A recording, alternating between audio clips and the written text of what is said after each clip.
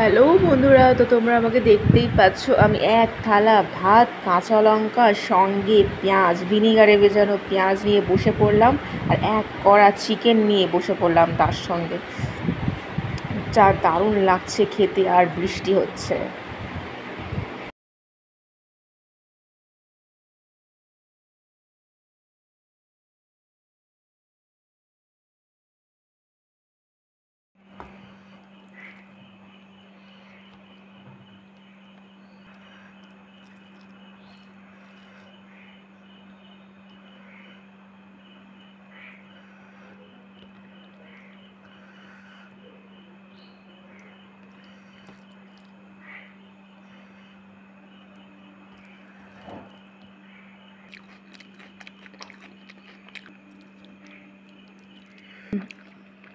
মাংস বাসি খেতে ভীষণ ভালো লাগে।